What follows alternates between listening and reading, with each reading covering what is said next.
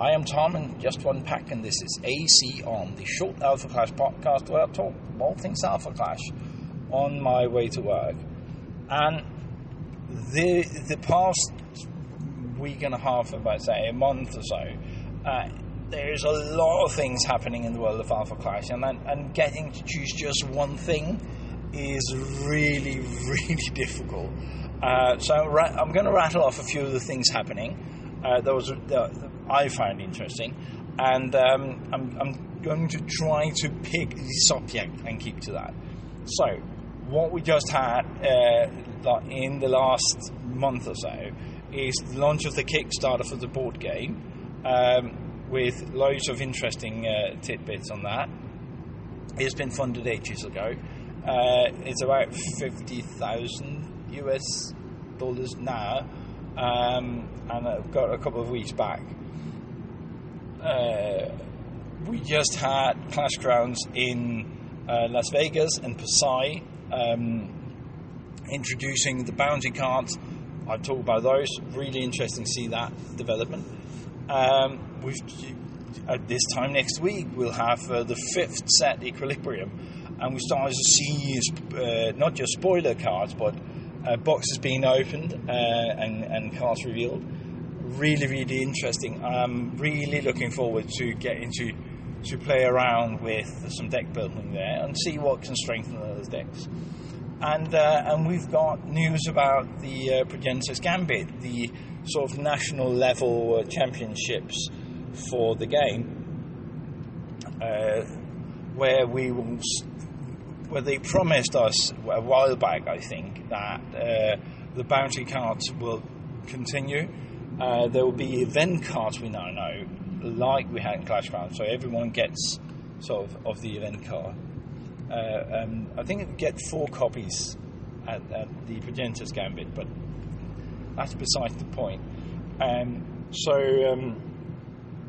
the Progenitors Gambit is set in both in US and the Philippines, start June, late May. So all of that is happening. But what I want to touch on, that besides there being a lot of updates for how they support this organized play thing, how they support organised play in the big tournaments, quote unquote. Something really interesting is happening as well. I've been talking this week with. I noticed that there's way back were a post about some blokes in the UK going for a sort of geeky conference and bringing Alpha Clash to it. I thought that is brilliant. I really want to do that, but I missed the local version of this. But I might have to do something, right? Because seeing that kind of activity is inspiring, right? So I've seen them talk about this on the European Facebook groups, that they will start hosting events. They're based in the Midlands of the UK. They're based in the Midlands, and that is just a skip and a jump from where I'm at. So I've been talking to them. I'm going to send them whatever I can to help, because I, for one, would really I would like for this to grow in Europe as well. I think it's great that it's in the US. I think it's great that it's in the Philippines. As far as I know, there are a few organised events in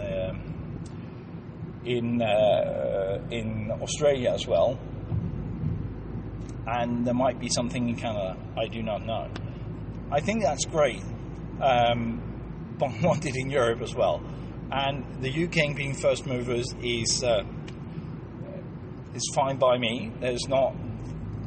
I'm on mainland Europe, so that's not going to help me. but it's not that far of a jump and not that expensive to go there if if I prepare a little bit. So I was talking to these guys and trying to poke if there would be something like an awakening there. I'm not going to promise, but I really want to go to the first European awakening. I know that I'm a casual player, and these organised plays, the competitive side of this is not really appealing to me in the same way. But the the mission statement, or the mission for Rising Empire Studio is to make it both fun and competitive. And fun I like. So getting to that, supporting that growth, if I'm the one getting it to a round number, then I would definitely go. At my own local setup, we're trying to get that rolling in sort of a... there you go. Get that rolling. That is a strictly casual thing, right? And that is... Sometimes we forget that most of those who buy cards are not the ones at Pro Tour, right? Or the Progenitors Gambit. Those events are important, but they're sort of like watching football, or soccer for the Americans. It's sort of like watching football, right? You want to root for the team, you want to follow your team, but you also want to play football, but not on that team, because that is way out of your scope and not really the level of effort you want to put into it. So for me, the casual play, the fact that I can pull out a brew off a deck that I'm not certain will actually function, but it's interesting to try out, and I can bring that and still have fun. That is super important to me, right? I made a lot of bad decks in any card game I ever played, and Alpha Clash is no exception there. But the fact that you can build that, have fun with it, without getting the negative vibes you sometimes do have in more competitive environments. That is awesome, and that is one of the things that's really awesome about the Alpha Clash community. If you have not reached out to anyone, that people are so nice. I have never had a bad interaction with anyone in Alpha Clash, even if disagreeing, even if asking really stupid questions. But people tend to be nice about things, so that's amazing, and that is the community I want to support. So, having all of that competitive side of it growing, I'm really glad to see that the not so competitive side of it is growing as well. I don't know how big things like Gambit is. I haven't had a chance to try it out yet, but there is an interesting part of the room for more casual formats.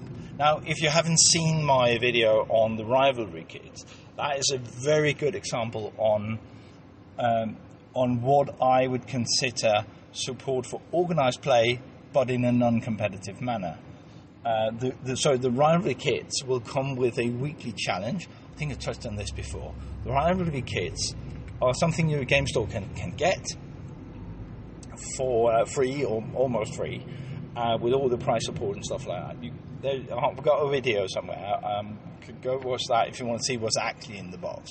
But the cool thing about these is that you can bring such a box, the game store can bring such a box into play by following the challenges. They can post these challenges. There are weekly challenges and there are monthly challenges, and they can post these challenges to whoever wants to participate in the organised events, because that is more likely, right, than the competitive events. Organised play, so you can bring these challenges to your I'll just get out of the way. You can bring these challenges to your game group, right, in the game store, and those the challenges, because I was nervous about this at first, the challenges aren't demanding challenges. In fact, some of them, at least from the Rivalry Kit 1, which I opened, is really, really basic. There are, for example, they could be that you build and bring a deck only consisting of commons and uncommons. Right. Can you build a functioning deck with uncommons and uncommons? Sure. And with set fire releasing, sort of ending the block of, then we might actually do it as a format in and of itself. But the fact that you can actually build that, and you can actually produce something sort of coherent, just for the fun of it. But the real cool thing is that can be done by someone who only opens one box. Now, TCGs are, in my opinion, a luxury hobby, right? At whatever level you're at, they get more and more luxury-like. I really like that with Alpha Clash and loads of other games, you can... loads might be a bit much, but a lot of other games, you can spend fairly little for getting the real experience.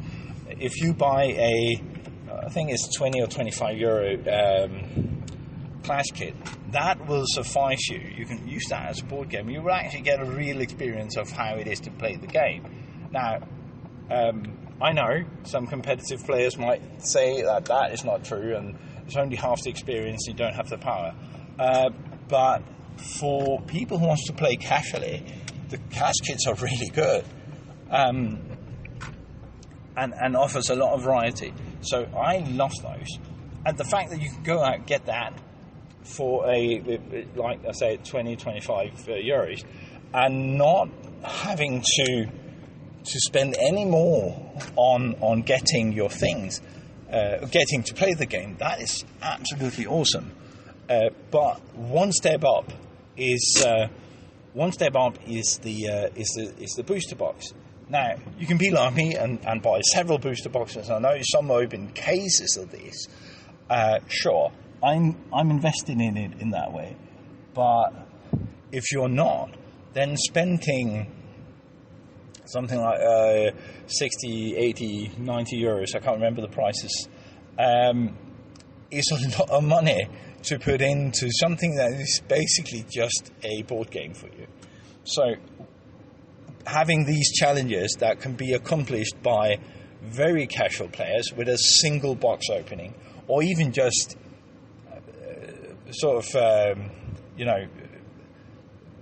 chaff whatever's lying around with other players, I think that is a huge benefit to the game, and I really, really like that twist on it. So that was me rambling on about organised play, but that there's a competitive side, but I see it growing on the less competitive side, and I really like what they're doing, not just with rivalry kits, but as a whole, and I really hope it takes off in the UK. Anyway, that's it for me. I'll talk to you again soon. Bye.